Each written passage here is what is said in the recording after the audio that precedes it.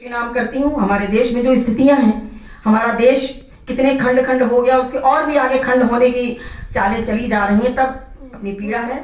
हमारे मनोज जी बैठे हुए हैं, ओज का सशक्त हस्ताक्षर है, लेकिन आज इनकी श्रृंगार की रचनाएं सुनने को मिली कि जब देश की सीमा पर हलचल पर रणभेरी बजती है, दुश्मन की घातें चलती हैं, प्रतिशोधी ज्वाला जलती है, जूझ रहे हो अपने सैनिक प्राणों की बल चढ़ती है, तब राष्ट्र चेतना मुखरित हो ओजस्वी स्वर में ढलती है। तब राष्ट्र चेतना मुखरित हो ओजस्वी स्वर में ढलती है। तब आक्रोशित कर्म क्या लिखती है कि खंड खंड हो गए माँ भारती अखंड के, खंड खंड हो गए माँ भारती अखंड के, अक्षुण्णता के तो प्रण प्रसार होना चाहिए। और मीठे मीठे बोलों से न बनती है बात यहाँ, मीठे मीठे बोलों से न बनती है बात यहाँ, तीखे विष तीर से प्रहार होना चाहिए।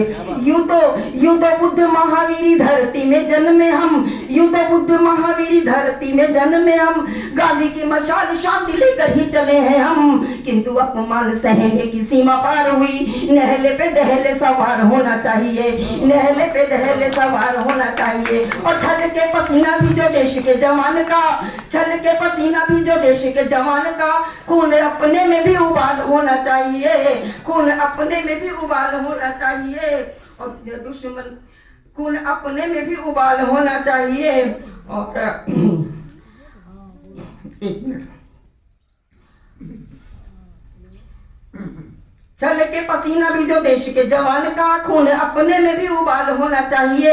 और देश के लिए ही जीना मरना ये जीवन है, उन शूरवीरों का सम्मान होना चाहिए, उन शूरवीरों का सम्मान होना चाहिए। जानते हैं राग से न राग मिटती है यहाँ, जानते हैं राग से न राग मिटती है यहाँ, प्यार के तराने अब होने नहीं चाहिए। और जीत जो सके ना कहीं नीति से अनीति को, तो जीत जो सके ना कहीं नीति से अनीति को, तो नीति धर्म हेतु नीति त्याग होना चाहिए, नीति धर्म हेतु नीति त्याग होना चाहिए।